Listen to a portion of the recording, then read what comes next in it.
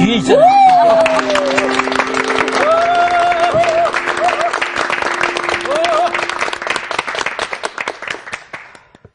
안녕하십니까. 예, 어때 그동안 평안하셨습니까? 네. 오늘은 이제 공부에 들어가기 전에 또 질문인가요? 아니 질문 아니고 네. 자기 각자가 자기 인생의 구호 하나씩 있으면 우리 군대마다 구호가 있죠. 뭐 충성이라든가. 충성. 네, 먼저 제 구호를 한번 소개를 할게요. 네. 저는 평생 제 인생의 구호가 하나 있는데 특이하시네, 목사님. 끝까지 충성. 끝까지요. 끝까지 충성. 이게 사람이 충성을 하기는 쉬운데 제일 어려운 게 뭐냐면 끝까지 가는 게 어렵더라고요. 그렇죠. 그래서 제가 제 인생의 구호를 그렇게 정했어요. 끝까지 충성. 끝까지 충성. 우리 한번 따라서 하십시다. 끝까지 충성. 끝까지 충성! 네, 우리 오태근 형제는 인생의 구호가 혹시 있습니까? 저는 순수와 열정입니다. 아, 순수와 열정. 열정이 있대 순수함을 잃지 않고 순수하되 그 안에 열정을 담는 이게 항상 있는 거. 네, 얼굴 보니까 그렇게 생겼어요. 네. 야 순수 얼마나 좋아요. 아, 예. 너무 잘 봐주시는 것 같아요. 또 나도 좋은 거 해야 되잖아. 김현주 자매님은 혹시 저요? 건너뛰었네. 건너뛰고 있어요. 그러게요. 저도 좀 생각해 보려고 그랬는데, 저는 어려운 거 아니고요. 그냥 재미있게, 모든 일을 즐길 수 있으면 그것만큼 좋은 게 없는 것 같아요. 네, 즐기면 살자. 제가 기습의 도사입니다. 그래서 건너뛴 거예요. 그다음에 미란 자매. 좀 삐졌어요. 삐졌어요가 삐졌어요가 건너가지고. 전요, 무슨 일이든지 항상 열심히 하자는 건데, 그거를 하나의 구호로 한다면, 못 먹어도 고입니다.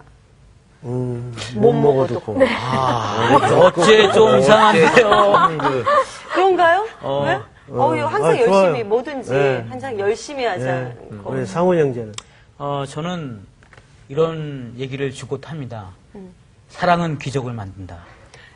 노래잖아. 아멘. 네. 네, 맞습니다. 멋지다. 최고의 기적은 사랑이죠. 그렇습니다. 네. 그게 또 끝까지 충성할 수 있는 힘이 되고. 네. 네. 그래서 오늘 공부 주제는 그냥 충성이 아니고 한번 따라서 하십시다. 온전한 충성. 온전한 충성. 예, 온전한 충성에 대해서 한번 1시간 동안 같이 생각해 보겠습니다. 오늘의 말씀 그리스도인의 기초다지기 2강 그리스도의 일꾼 말씀 시작합니다. 우선 성경 본문은 네. 고린도전서 4장을 좀 열어주시기 바랍니다. 네. 짧아요. 2절이니까 우리 오늘은 같이 읽으십시다. 1절, 2절. 시작. 사랑이 마땅히 우리를 그리스도의 일꾼이요 하나님의 비밀을 맡은 자로 여길지어다. 그리고 맡은 자들에게 구할 것은 충성이니라. 아멘. 네. 자, 우리가 이제 설교 시간이든지 성경 공부 시간이든지 이제 한 본문이 채택이 되지 않습니까? 네. 그러면 반드시 몇 가지 작업이 필요합니다. 그 작업이 뭐냐면 왜 고린도전서 4장쯤 위치에서 이 충성이라는 주제가 등장하게 되었고 기록되었을까? 그 이유가 있을 거 아니에요. 네. 특별히 이 성경책은 칸이 남아서 쓰는 책도 아니고 한자 한글이 전부 중요한 의미와 생명을 담은 글인데 1장도 아니고 왜 4장쯤에서 이 충성이라는 주제가 등장을 할까? 이런 그 배경들이 우리에게 참 필요합니다. 근데 그런 배경 없이 성경을 해석하거나 보면 성경을 완전히 낱말풀이식으로 이해를 담고 단편적으로 끝나는 경우가 굉장히 많습니다. 특별히 이 고린도전서는 첫째 누가 쓴 책이며 누구에게 쓴 책인가 이 청자와 저자 관계도 굉장히 중요하단 말이에요. 혹시 이거 상식인데 고린도전서는 누가 썼는지 알고 계십니까? 학생들 가운데? 바울인가요? 네, 바울이 썼죠. 네. 제가 너무 뻔한 걸 물었나요? 죄송합니다. 누구에게 썼죠? 고린도 성도들에게? 맞습니다. 고린도 교회 성도들에게 썼죠. 그러면 고린도 교회 성도들이 가만히 있는데 편지를 한번 써볼까 하고 보고 싶어서 썼을 리도 없고 뭐 이유가 있었을 거란 말이에요. 왜 썼을 것 같아요? 그건 모르겠습니다. 네, 거기까지 이제 예습이 안 되는 안 됐죠. 예습이 아니고 지식이 거기까지밖에 없습니다. 뭐 아무래도 좋습니다. 자, 우선 성경의 한 본문이 등장을 하거나 제시가 되면 거기에는 역사적 배경이 무엇인가, 어휘적 배경은 뭔가, 그 시대적 배경은 또 예를 들어 문화적 배경이 있을 거고 또 이것이 장르가 뭐냐, 시냐 편지냐 이런 게 다 다르단 말이에요. 그리고 특별히 이 성경이라는 원래의 글은 몇천 년 전 글입니까? 적어도 신약은 2000년. 그렇죠. 2000년 전 언어란 말이에요. 이거 언어라는 거는 바뀌어요? 그대로 있어요? 바뀌죠. 바뀌어요.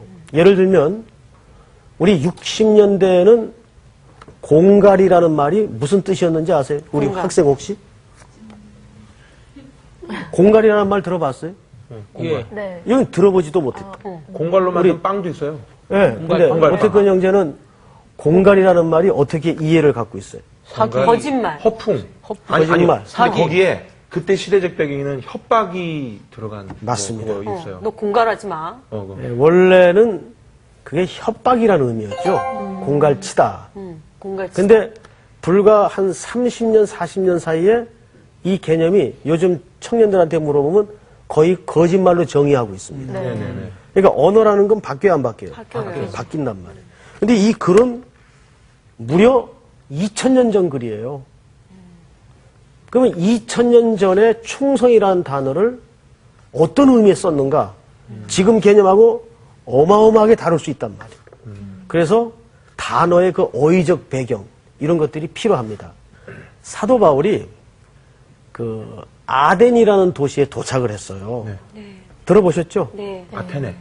예, 오늘날 아테네로 불리우는 아덴.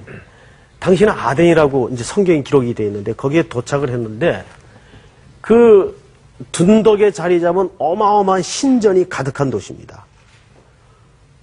하나님이 받아야 될 영광을 이 우상들이 대신 가로채고 있는 모습을 보면서 바울의 마음속에 성경에 보면 뭐라고 표현을 했는 거 아니? 분이 가득하여라는 표현을 했어요. 그 분이 가득하여라는 말은 파록시노라는 말인데, 이 헬라 말이죠. 파록시노라는 말인데 이 단어는 영어로 얘기하면 질러스, 질투하다. 그러면 잘 생각을 해보세요. 바울의 마음속에 질투가 가득했다. 그게 무슨 의미일까요? 즉, 이 말은 하나님의 마음이 바울의 마음속에 전이가 돼서 하나님의 마음이 된 거예요.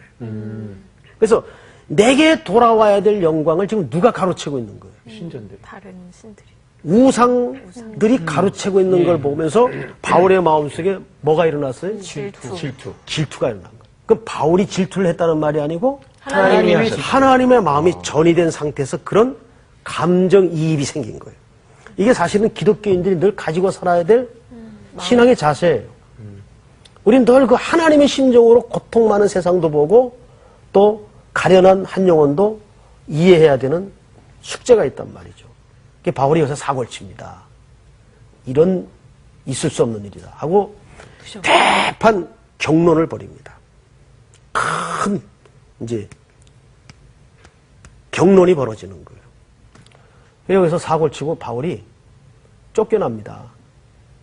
근데 다른 도시마다도 사고를 여러 번 쳤는데 그때는 동료도 있었고 그를 후원해주는 성도들도 있어서 적어도 먹고 사는 문제에 관해서는 괜찮아요. 걱정이 없었어요. 근데 희한하게 이 아덴에서는 홀로 쫓겨납니다. 이상하게 이때는 동료도 없었고 성도도 없었어. 홀로 쫓겨서 흘러 간 데가 어디냐면 고린도예요. 고린도는 항구 도시죠. 이 항구 도시는요, 얼마나 죄악이 가득한 도시였는가 하면, 음란한 사람들의 대명사를 코린티안 같은 사람들, 그러니까 고린도 사람 같은 인간들, 이렇게 표현할 정도로 그 도시는 악의 대명사였어요. 거기는 상업의 중심지요. 그래서 항상 물질이 풍성했고 문물이 오고 가는 교차로였기 때문에 죄도 빨리 유입이 됐어요. 그래서 많은 죄악이 들끓는 도시에 바울이 글로 이제 도망을 가게 됩니다. 혼자 떨어진 거예요.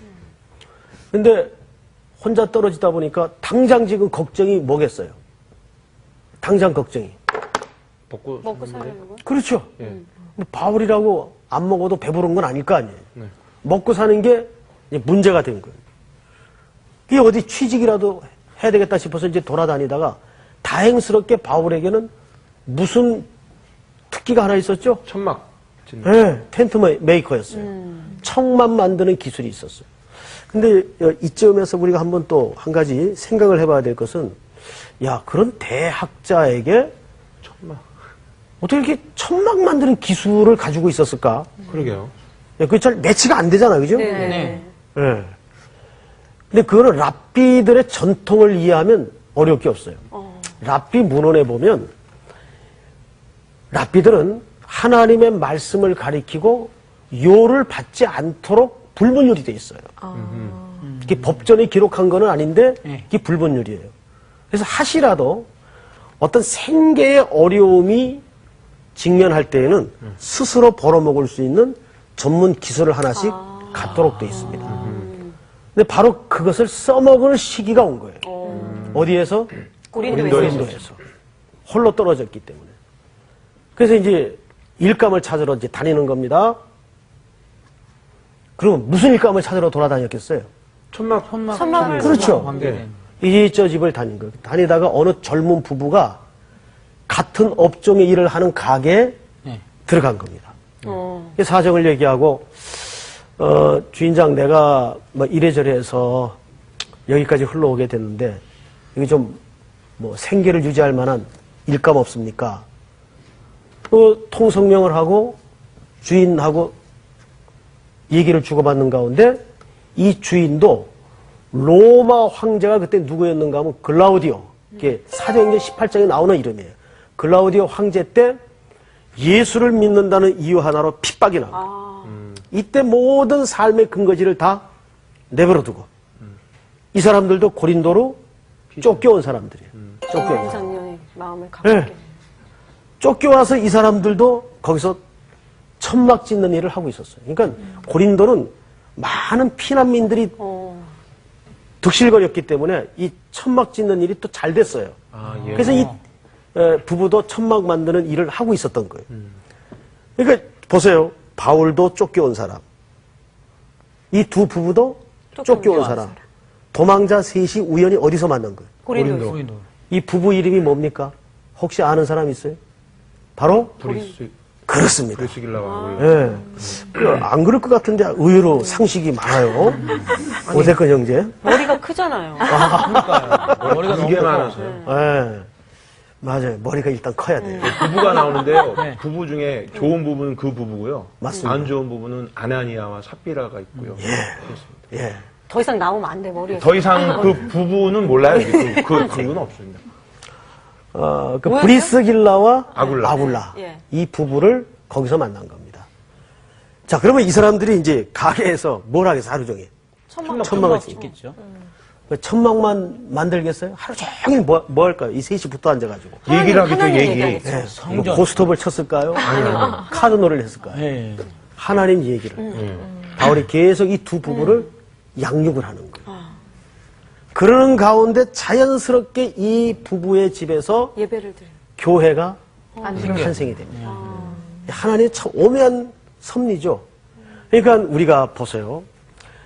끝장이다 망했다 싶은데 그 도망길에 하나님은 하나님의 교회를 준비하실 줄이야 바울이 알았겠어요? 부부가 알았겠어요?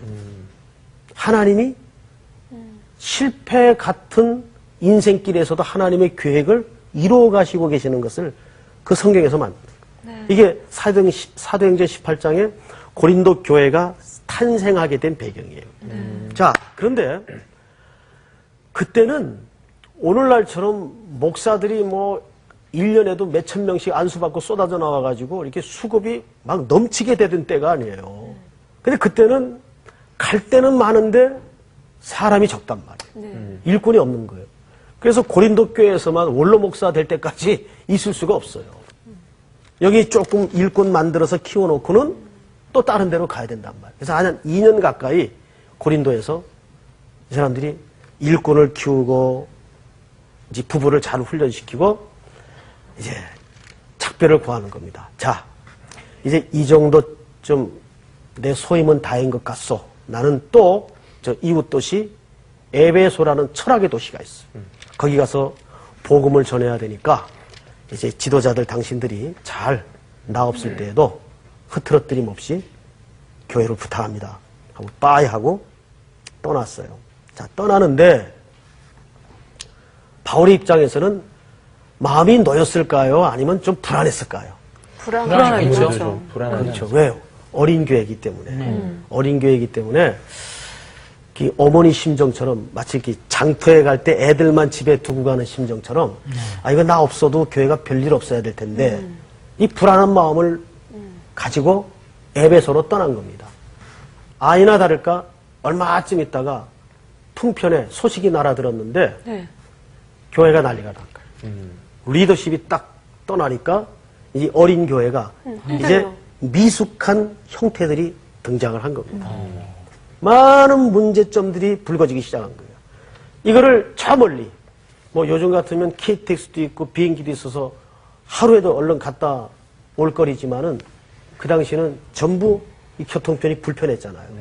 한 걸음에 달려갈 수도 없고 속만 끓이고 마음만 아파하고 있는데 안 되겠다 싶어서 그런 소식을 듣고 이제 디도라는 제자 하나를 불렀어요. 야, 내가 너한테 지금 급하게 편지를 한 통 써줄 테니까 이 편지를 좀 가지고 고린도 교회 좀 성도들에게 전달해주고 오너라 하고 편지를 씁니다. 편지를 열심히 써요. 그래서 그 고린도 교회에 일어났던 문제점들이 한 10여 가지가 되는 거를 1장서부터 내가 이 문제는 언제 너에게 이렇게 가르쳤더냐. 이 문제는 이렇게 해서는 안 된다. 이건 이렇게 고쳐라. 그러니까 계속 고린도 교인들에게 무슨 내용을 썼을까요? 칭찬의 내용을 썼을까요? 책망의 내용을 썼을까요? 책망의 그렇습니다.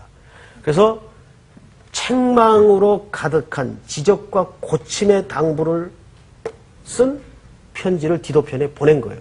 그게 뭐예요? 고린도. 그게 고린도 전서가 되는 겁니다. 그래서 고린도 전서는 서신이에요, 서신. 고린도 지역의 교회 성도들에게 보낸 바울의 화급한 마음이 담긴 서신이에요. 그래서 고린도 전서를 보면 1장부터 계속 좀 심하게 얘기하면 두들기는 얘기예요. 내가 언제 너희들한테 이런 걸 가르쳤거든. 그 중에서도 뭐 별의별 문제가 다 있었어요. 뭐 머리에 수건을 쓰는 문제, 심지어 교회 안에 음행의 문제까지 들어와가지고 그 중에서 또 제일 심각했던 게 뭔지 아세요? 우리나라 사람들의 그 정서와 비슷했단 모양이에요. 아볼로 파냐? 너는 개밥 파냐? 너는 베드로 파냐? 너는 바울 파냐? 예수 파냐? 바로 그런 파벌 문제였어요. 개밥파, 아볼로파, 예수파, 베드로파 이런 식으로 파가 나뉜 거예요. 여러분 바로 이러한 염려 때문에 사도 바울이 고린도전서 3장까지는 계속 분재에 관한 지적을 해요. 아볼로는 뭐고 게바는 뭐냐. 우리는 뿌렸고 물 주었을 뿐이고 오직 자라게 하시는 이는 하나님이신데 웬 당파냐 교회 안에서. 뼈아프게 지적한 다음에 4장으로 척 넘어오자마자 바울이 쓴 첫머리 글자가 뭐냐면 사람이 마땅히 우리를 그리스도의 뭐요? 일꾼이요. 하나님의 뭐를 맡은 자? 비밀을 맡은 자. 비밀을 맡은 자. 자, 여기서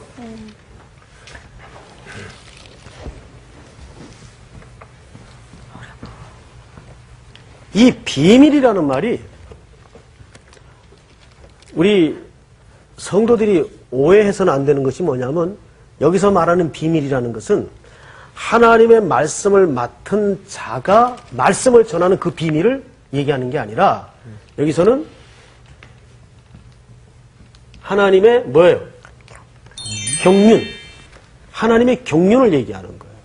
자, 그러면 제가 한번 여쭤볼게요. 우리 상훈 형제. 네. 하나님의 경륜은 목사만 맡았습니까? 우리 김상훈 형제도 맡았습니까? 저도 맡았죠. 그렇죠. 예. 그러니까 여기서 말하는 일꾼은 목사와 선교사와 이런 전임 사역자들만 얘기하는 거예요? 모든 성도들을 얘기하는 거예요? 성도들을. 그렇습니다. 이 비밀을 맡은 자를 여기서 뭐라 그랬냐면 일꾼이라 그랬어요. 일꾼. 그렇죠? 네. 일꾼입니까? 꾼입니까? 일꾼이요. 꾼이요. 아, 맞네요. 일꾼. 네, 열심히 일하는 사람은 일꾼. 네. 자, 비밀을 맡은 자를 일꾼이라 그랬어요. 근데 일꾼에게 요구되는 게 뭐예요? 충성. 충성. 그리고 맡은 자들에게 구할 것은 뭐라? 충성.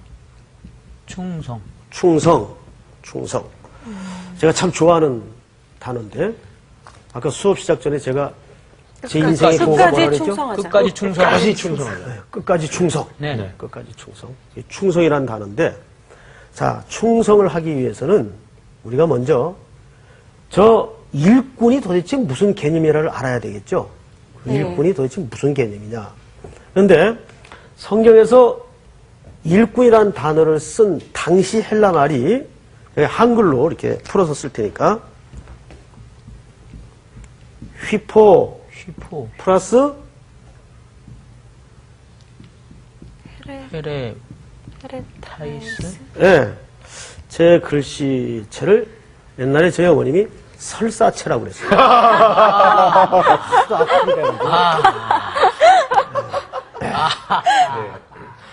자, 휘포 플러스 헤레타이스. 헤레타이스. 그러니까 이걸 붙이면 뭐라고 되냐면 히포테를. 휘페레타이스 이렇게 되는데 히페레타이스. 휘포라는 말은 전치사예요. 아. 전치사. 예. 영어로 얘기하면 언더. 언더. 무엇 밑에서. 네. 예? 무엇 밑에서. 헤레타이스라는 말은 노젓는 사람들. 무엇 밑에서 노젓는 사람들이란 뜻이에요. 그러면 저 단어만 놓고 볼 때 휘포, 무엇 밑에서 헤레타이스, 노젓는 사람들. 아, 혹시 뭐가 떠올라요? 그 배너에서 그 배너가 졌잖아요. 빗소리에 맞춰서 이거. 그거 아닌가요? 예. 그 그러니까 직업. 신앙생활을 잘하려면 이 교양 과목이 좋아야 돼요. 아주 교양 과목이 강해요. 어우. 예, 맞습니다. 저 단어는 일반 노예를 말하는 게 아니라 그 당시는 고대 사회이기 때문에 모든 걸 움직이는 동력이 사람의 힘으로만 가능했어요. 그 휘포헤타이스라는 말은 배 밑에서 노젓는 노예들을 얘기합니다. 노예. 예. 노젓는 노예. 예. 베너가 노예. 로마 장교였다가 계략에 말려가지고 어떻게 됩니까? 노예가 되죠. 그래서 직업은 거기에 결과적으로는 노예인 거죠. 그렇죠. 거기에 노예가 등장을 합니다. 네.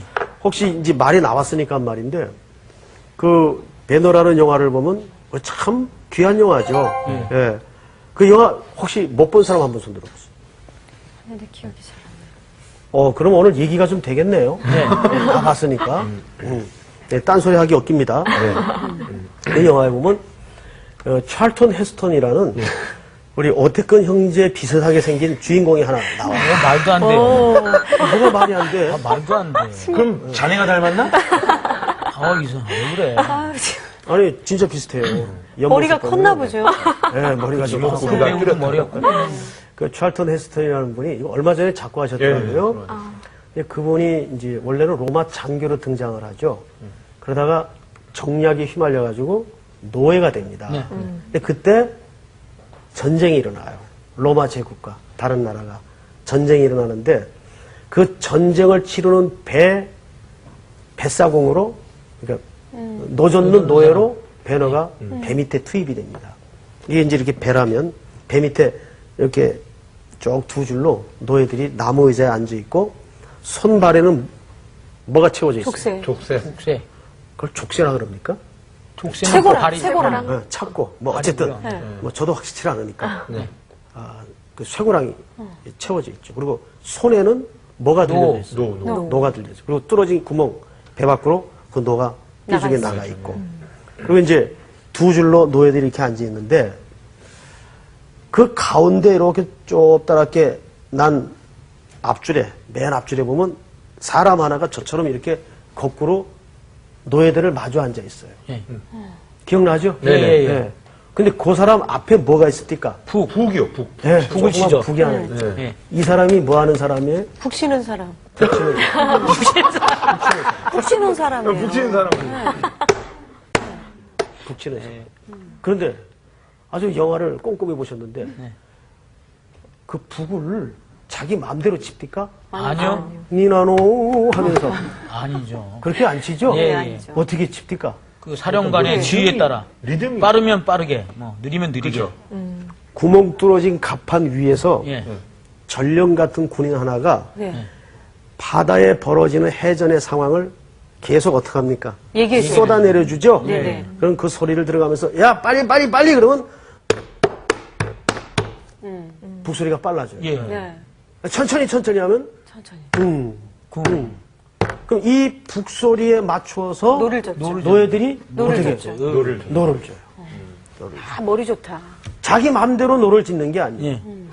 다시 말해서 휘포 헤레타이스라는 이 일꾼이라는 말이 정확히 요 개념에서 등장을 합니다. 요 개념에서 생성이 되는 거예요. 즉 북소리에 맞추어서 노젓는 사람들이라는 뜻이에요. 이해가 되죠? 네. 자, 그런데 이 북치는 사람도 자기 마음대로 쳐요? 아니죠. 아니죠. 왜 사령관? 바다의 전황의 소리를 들어가면서 빨리 치든지 움직이겠습니다. 천천히 치든지 달라진단 말이에요. 근데 이제 영화에는 없는 건데 영화에는 없어요. 또 듣고 나서 배너 후가 나왔나 그러지 마세요. 네. 예를 하나 들은 겁니다. 저 끝에 앉은 노예가 네. 저 끝에 앉은 노예가 생뚱맞게 딱 손을 들더니 예. 저 아저씨 근데 이 배가 지금 어디로 가는 겁니까? 라고 물었다 합시다. 아, 생뚱맞는데요, 진짜. 네, 그러면 그거 어떻게 될까요? 그 노예는. 바로 때리죠. 때려? 때리지, 노예니까. 굉장히 점잖게 얘기하는데 네. 이제 우리식 표현으로 하자면은 예. 이게 이제 방송언어로 적절할지 모르겠는데 뒤지게 그건 맞죠. 아니겠죠. 이게 맞죠. 근데 그 소리 하려고 그래요. 아작 아닙니까, 아작? 뒤지게 맞죠. 자, 왜? 물어봅시다. 그 제국과 제국 사이의 복잡 군사, 문화, 정치, 경제 얽힌 이 복잡하게 얽힌 그 큰 제국과 제국 사이의 전쟁의 의미를 일개 그 노예는 그때 무슨 취급받았어요? 그건 물건이 물건. 사물이란 말이에요. 인격이 아니에요. 얘기해 준들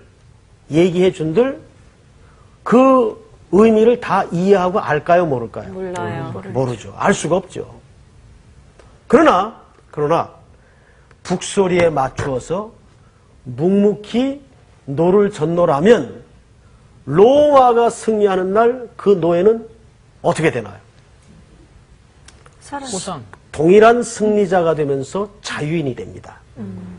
기억납니까? 네. 여기 보세요. 여기 이제 주로 이제 젊은 분들이 앉아 계신데, 저는 지금 5학년이 넘었거든요.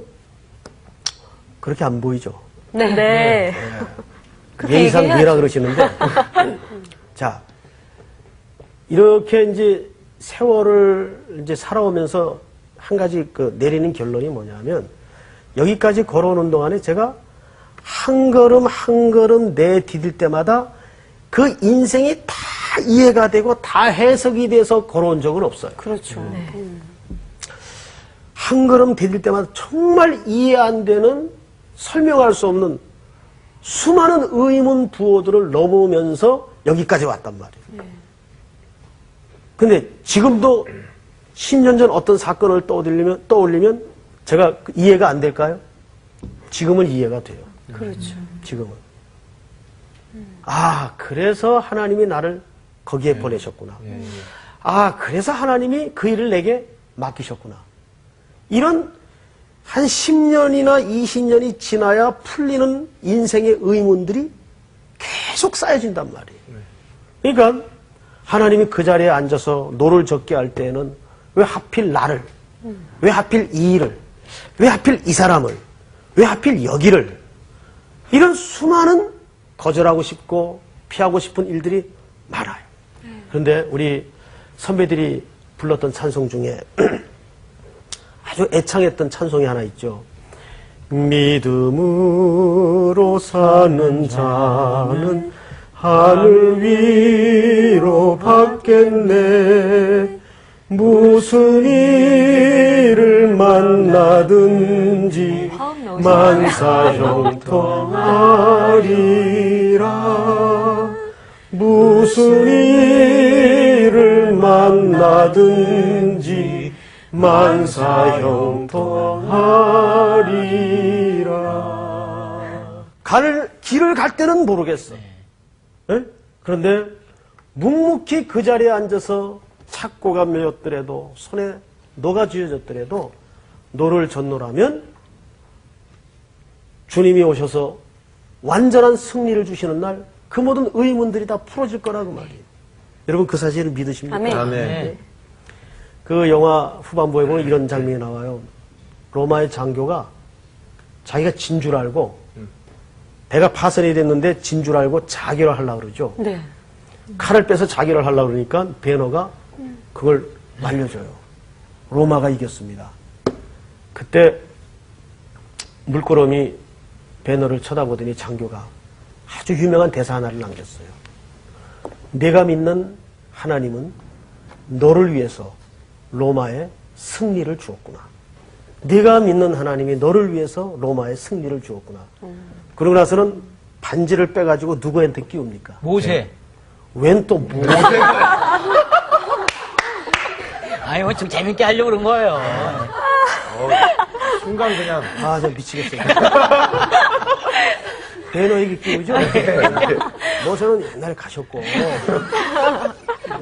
자, 반지를 빼서, 우리 상훈이 형제가 유머한 거예요. 네. 배너에게 끼우면서 반지를 끼운다는 건 무슨 뜻이에요? 아들이다. 너는 이제 자유인이고 동시에 내 아들이다. 양자로 입양을 하는 거예요. 예. 그게 배너가 맞는 아주 아름다운 하나의 그림이죠. 자, 우리가 충성을 한다는 것은 특별히 고린도 전서 4장 1절 2절에서 말하고 싶은 충성의 요지는 충성, 부지런해야 된다.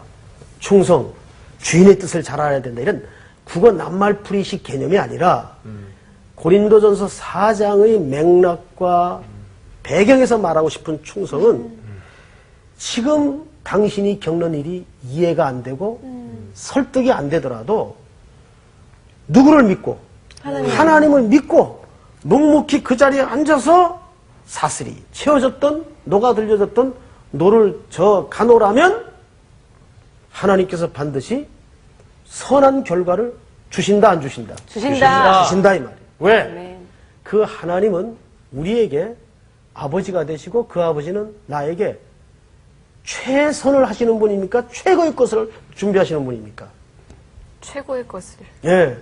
여러분, 가장 그 비겁한 말은 최선을 다했다는 말이에요. 하나님은 우리에게 최선을 다한 분이 아니에요. 최고의 것을 언제나 준비하시는 분이세요. 맞죠? 네. 예. 하나님은 우리에게 최선을 다하고 마는 분이 아니에요. 내 딸이고 내 아들이기 때문에 최고의 것을. 우리가 자식을 길러보면 그렇잖아요. 난 애비로서 최선 다했다. 그리고 이런 부모도 있어요?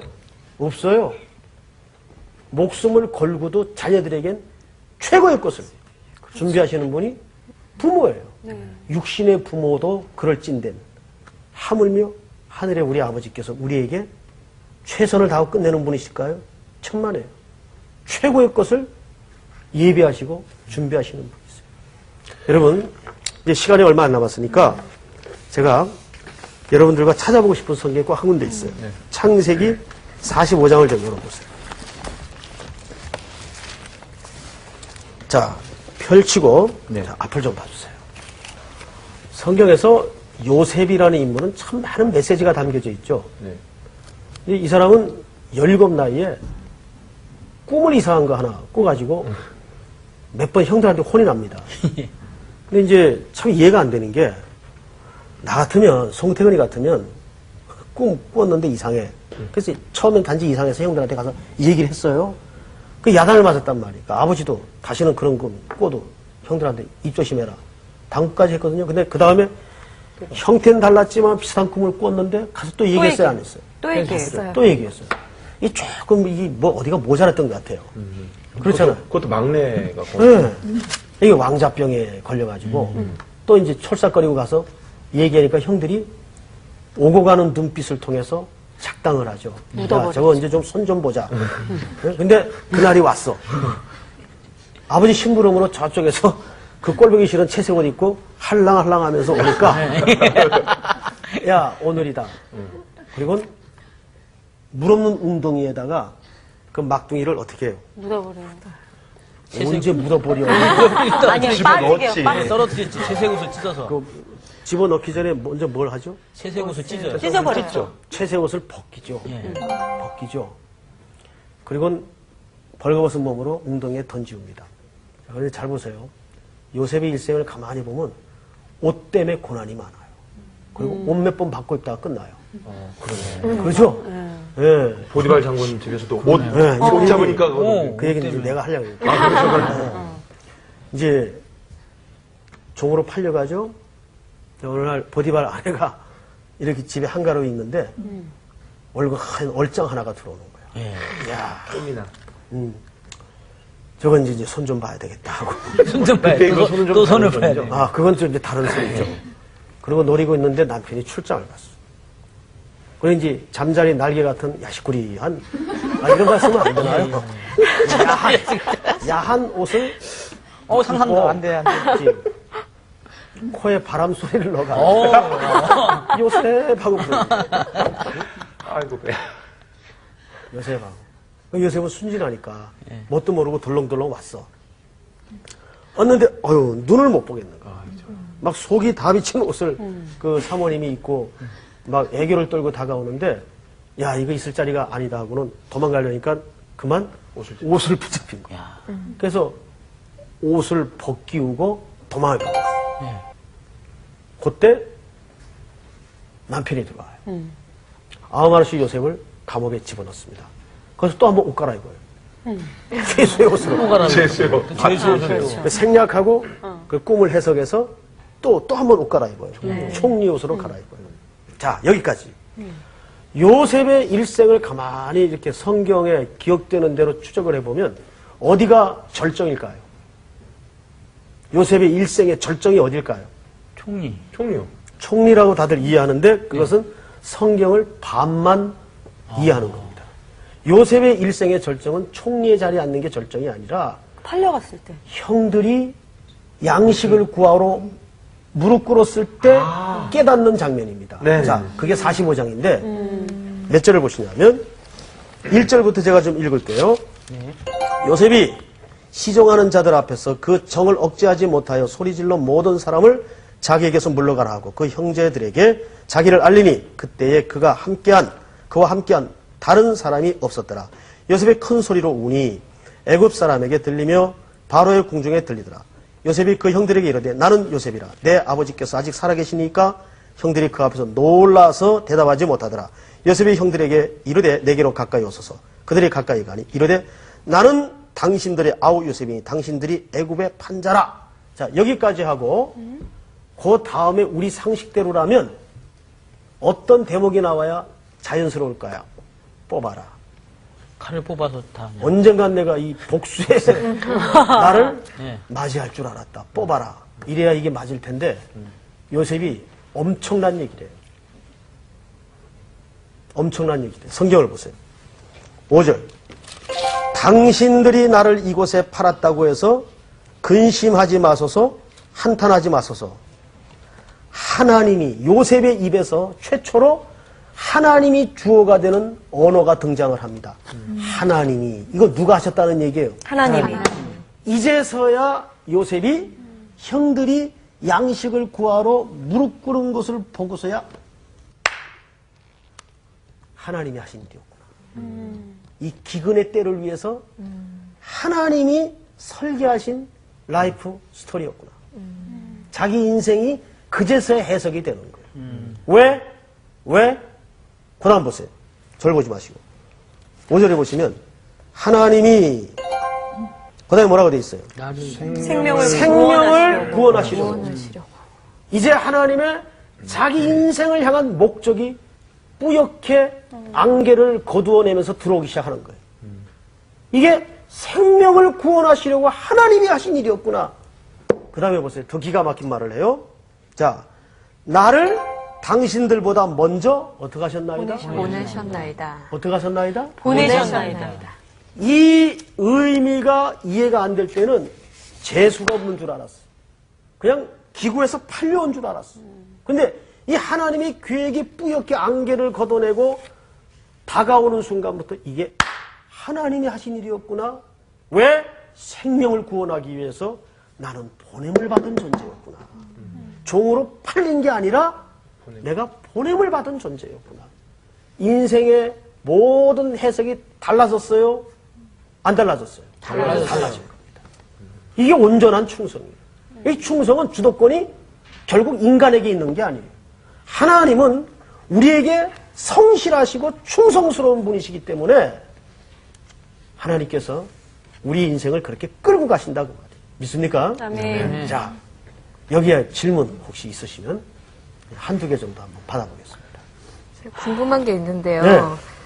하나님께 충성을 하면서 인생을 사는 건 알겠는데요. 그 과정에서 우리 인생에 있어서 너무나 많은 선택의 순간을 맞게 되고 또 그 안에서 선택을 잘 해야 된다는 게 모든 사람이 알고 있는 그런 상식이잖아요. 근데 이렇게 선택을 했을 때는 하나님께 충성하는 것일 수도 있고 근데 또 이렇게 선택을 하면 또 그게 아닌 거일 수도 있는데 네. 그런 인생의 과정들에서 어떻게 해야 하나님께 충성스러운 선택을 하면서 할 수 있는 건지 그게 좀 궁금한데요.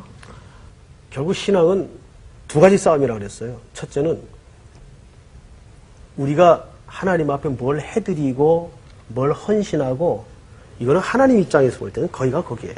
사실 더 중요한 싸움은 내가 얼마나 내 의지나 내 관점을 계속 내려놓고 그분께 집착하느냐, 그러니까 그분께 의지하느냐, 이것을 신앙이 좋다 나쁘다로 표현을 하는 겁니다. 그러니까 우리가 보통 신앙이 좋다 하면은 뭐 새벽기도, 뭐 헌금, 봉사의 양 이런 걸로 네. 눈금을 잰단 말이에요. 그거는 차짓 신앙생활이 잘못 유도되면 율법주의자가 될 수 있어요. 그게 무의미하다 그 말이 아닙니다. 정말 필요한 것은 내가 얼마나 하나님 앞에 계속 의존해가는 싸움이냐. 나를 벌거벗겨내고 그분께만 의지를 하느냐의 싸움. 그 싸움만 치열하게 할 수 있다면 네. 결코 그 모든 과정에서 벌어지는 선택은 실수가 없다고 저는 확신합니다. 네. 자, 이 정도에서 오늘은 마무리할까요? 네. 네, 감사합니다. 감사합니다. 이번 주 성서학당 퀴즈는 다음에 성경의 인물 중 양치기 직업을 경험해보지 않았던 사람은 누구일까요? 1번 다윗, 2번 야곱, 3번 모세, 4번 마태. www.cbs.co.kr/school 홈페이지에 들어오셔서 정답을 올려주세요. 10명을 추첨하여 대한성서공의에서 제공하는 개역개정판 성경책 또는 류영모 목사님의 성서학당 요새편 바이드림을 드립니다.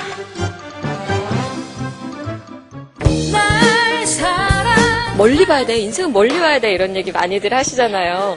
역시 오늘 강의를 듣고도 느낀 점은 인생은 멀리 봐야 된다는 겁니다.